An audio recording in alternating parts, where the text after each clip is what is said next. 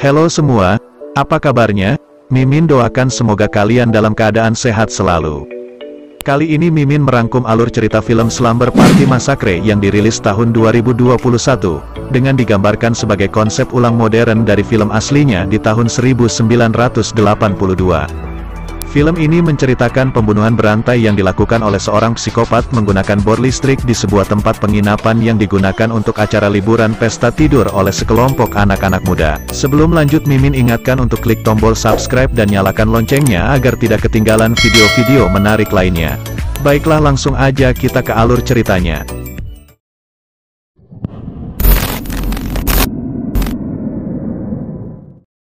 Di awal film kita di flashback di sebuah penginapan Holly Spring tahun 1993. Tampak anak gadis berlari menuju mobil bernama Trish. Tiba-tiba di belakangnya ada seseorang muncul mengagetkannya bernama Chad.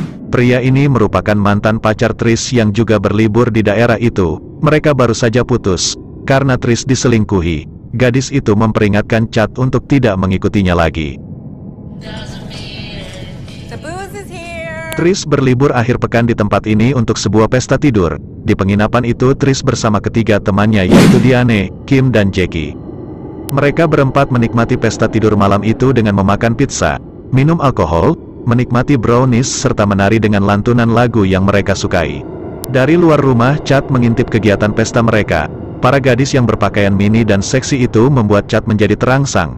Dari jendela di seberangnya Chad melihat sosok bayangan. Setelah didekatinya sosok itu menghilang, tiba-tiba seorang psikopat bernama Ruston berdiri di belakangnya menggunakan bor listrik. Tak satu pun mengetahui bahwa Chad telah dibunuh di luar. Bel pengatur waktu pun berbunyi dan itu bel bahwa brownies mereka telah matang. Kim pergi ke dapur untuk melihat browniesnya. Sambil menunggu brownies, Trish dan Diane minum alkohol sedangkan Jackie mengambil kue yang didapat dari hadiah selamat datang. Tiba-tiba Jackie mual dan muntah. Psikopat itu masuk menyelinap ke dalam rumah. Kemudian Trish ingin membantu Kim ke dapur. Trish dikejutkan dengan Kim sudah tidak bernyawa lagi di sana. Trish berteriak dan mengambil telepon untuk panggilan pertolongan tapi semua saluran terputus.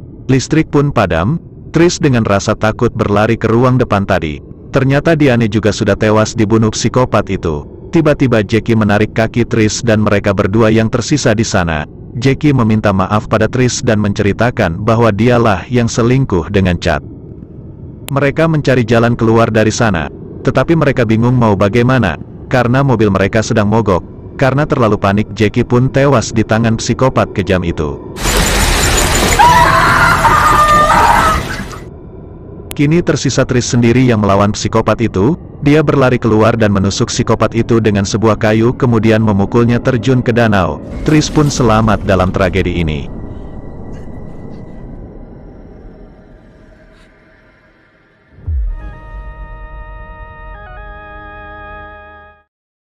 Los Angeles saat ini, anak gadis bernama Dana. Dia merupakan anak dari Trish yang lagi mendengarkan suatu podcast tentang berita tragedi pembantaian pesta tidur dahulu yang melibatkan ibunya. Russ's body was never found, despite the survivor swearing that she thought he was still alive. Bob became a ghost town. Hari itu merupakan hari keberangkatan Dana dengan teman-temannya untuk liburan pesta tidur. Mereka akan menginap untuk beberapa hari. Trish selalu mengingatkan pada Dana untuk berhati-hati. Dia tidak ingin kejadian yang sama menimpa diri anaknya. Di luar rumah Dana telah ditunggu tiga temannya yaitu Miv, Brenny, dan Ashley. Call me when you get there. What's the name of the town you're going to?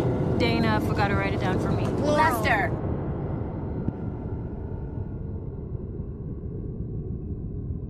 Dalam perjalanan mereka dikejutkan dengan tangan yang memegang Dana. Ternyata itu Alex, adiknya Miv.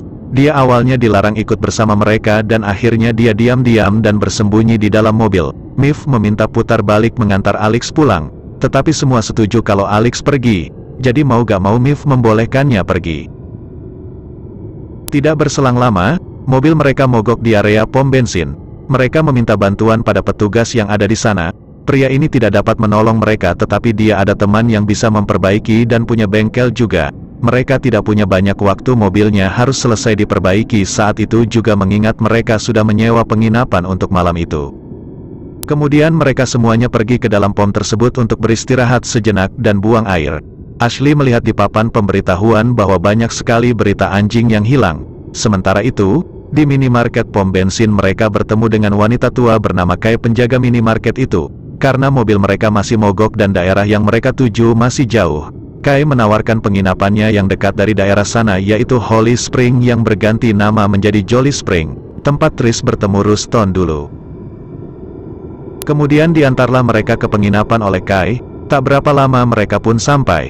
Di daerah sana tidak terdapat signal sama sekali, tetapi untung saja rumah itu memiliki wifi. Apabila ada apa-apa mereka bisa menghubungi bantuan. Malam pun tiba, pesta tidur dimulai dengan berjoget sambil minum bir.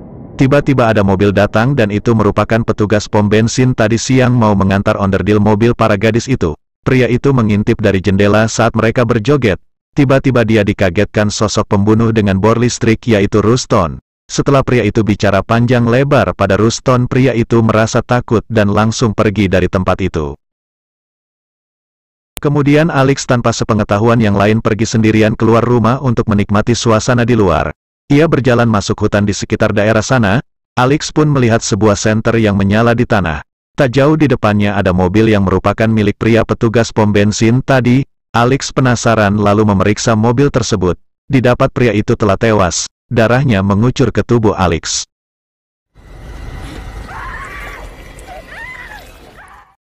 Dengan berteriak kencang, Alex pergi ke rumah memberitahu semuanya. Yang lainnya kaget karena Alex berlumur darah. Mereka berlari memeriksa semua jendela. Alex menceritakan bahwa petugas pom bensin telah tewas. Semua panik dan suasana menjadi mencekam seketika. Menurut Alex dan dia beranggapan bahwa pembunuh bor berada di sana. Tetapi mereka sudah mengetahui bahwa Ruston masih hidup. Dan itu semua merupakan bagian dari rencana mereka ada di sana tanpa sepengetahuan Alex. Tiba-tiba ada yang mengetuk pintu. Mereka mengira itu adalah pembunuh bor, tapi setelah pintu dibuka ternyata dua orang pria, yaitu Matt dan John, yang menginap di seberang danau tak jauh dari tempat mereka. Tujuan mereka hanya untuk bersilaturahmi dan menyapa para gadis itu. Tak berapa lama berbincang di depan pintu, kemudian mereka berdua disuruh masuk ke dalam rumah untuk mengobrol. Para gadis pun ingin menceritakan apa yang telah terjadi di sana.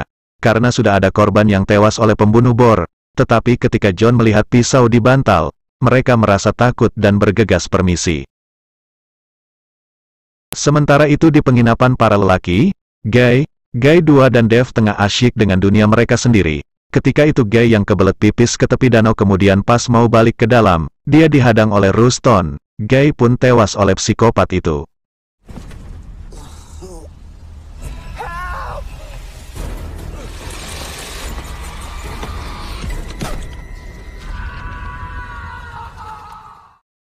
Dana dan yang lainnya bergerak menuju penginapan para laki-laki itu.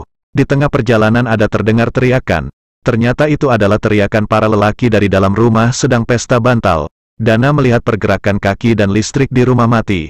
Dana mengingatkan mereka bahwa pembunuh bor itu ada di sekitar mereka, dan keadaan semakin mencekam.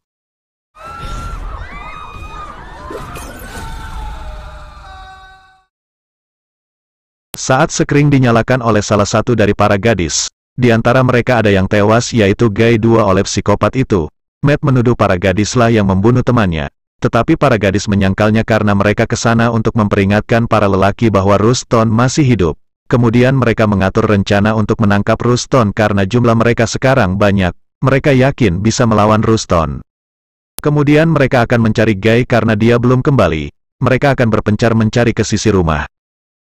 Saat mau berpencar semuanya meninggalkan Dana sendiri.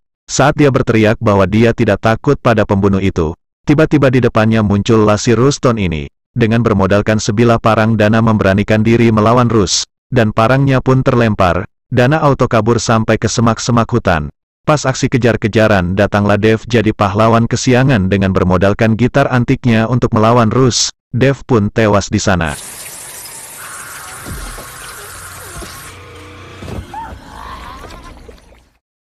Kemudian Dana dikejar sampai ke rumah penginapan mereka, mengunci dan berdiri di sebalik pintu. Rus membor pintu dan mengenai tubuh Dana. Saat psikopat ini mendobrak pintu, dia mencari Dana yang lagi bersembunyi. Dari arah lantai ada darah dan mengikuti arah darah itu kemana.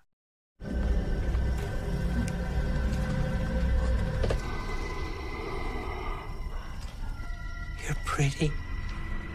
Tiba-tiba Rus dikasih surprise dari para gadis itu, mereka melawan dan memukul Rus. Dana dikejar sampai keluar tapi dia terjatuh. Terjadilah duel antara Dana dan pembunuh bor. Siapakah yang akan menang?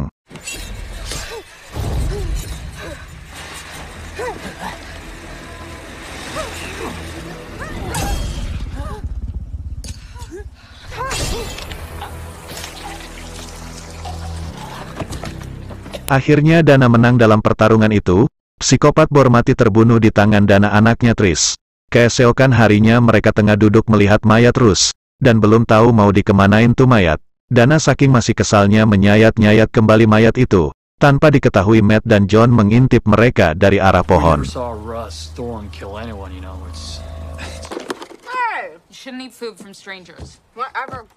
Selanjutnya mereka bersiap untuk pergi dari tempat itu. Dana meminta Brainy untuk menjaga mayat itu, karena mereka harus ekstra hati-hati sebelum polisi datang ke sana. Saat Brainy berjaga ia menyuruh Alex untuk menjaga mayatnya, tetapi si Alex orangnya gak peduli dan tak mau disuruh. Akhirnya dia meninggalkan mayat itu. Saat hendak pergi terjadi masalah karena kata Ashley dia belum menelpon polisi karena tidak ada signal, kata Sandy Wi-Fi pun tidak berfungsi dan harus menunggu reboot modem Wi-Fi. Scene berpindah di rumah penginapan para lelaki. Saat Matt membuka freezer terlihat kepala Guy di dalam dan Matt mencium bau tengik. Karena merasa bau, Matt pun pergi mandi. Lagi enak-enaknya mandi, ada seseorang yang mengintipnya. Tiba-tiba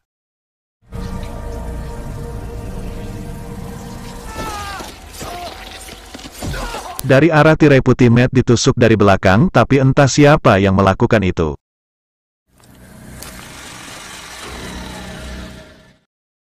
Saat Ashley memperbaiki mobil mereka yang mogok, dari arah belakang datang seseorang yang belum diketahui itu. Terjadi lagi pembunuhan di sana.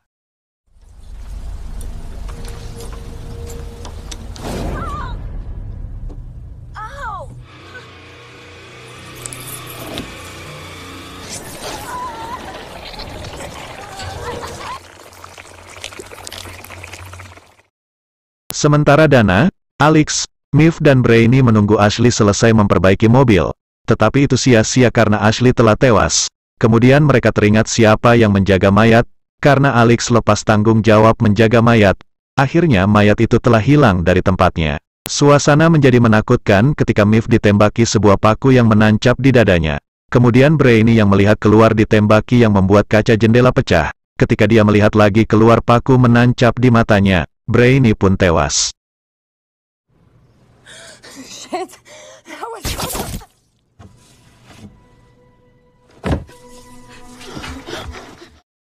Tersisa Dana, Alex dan Miv. Mereka terus dihujani tembakan paku. Miv menangis dan menyalahkan Dana karena semua teman-temannya mati dan itu merupakan ide Dana dari awal. Kemudian mereka mencari jalan keluar dari sana. Mereka ada ide untuk mengambil mobil para lelaki dan kabur dari sana. Miv akan menarik perhatian orang itu. Sedangkan Dana pergi dari arah jendela samping untuk pergi. Singkat cerita sampailah Dana untuk mengambil mobil para lelaki. Tetapi dicegah oleh John dan terjadi aksi pukul-pukulan di sana. Dengan negosiasi antar satu sama lain, mereka sepakat untuk pergi kabur bersama. Tetapi itu hanya tipuan John, dia kabur dan meninggalkan Dana. Dana menelusuri hutan itu sembari mencari bantuan. Ketemulah ia dengan pemilik penginapan mereka yaitu Kai. Saat ditanya Kai menjawab hanya mencari siput di sana. Tak lama Dana pun curiga ketika menanyakan tentang Ruston. Lebih terkejutnya bahwa Ruston adalah anak dari Kai. Dana pun memukul nenek tua itu. Kai menusuk perut Dana, begitupun Dana menusuk Kai di bagian pahanya. Dana berlari sambil kesakitan dan menggedor pintu dan dibukakan pintu oleh Miv. Dana menceritakan bahwa Kai adalah ibu Ruston. Kemudian Kai dengan kapak menghancurkan pintu untuk bisa masuk. Tiba-tiba ibu Dana datang untuk menyelamatkan mereka. Ketika Tris menghadapi Kai disemprotkan gas ke mata Kai, sehingga dia tidak bisa melihat. Terjadilah jambak-menjambak antara mereka. Kai menangis karena intinya ingin membalas dendam karena Rus mati. Ketika hendak kabur meninggalkan tempat itu, Kai ditusuk dengan sebilah besi bor yang telah patah.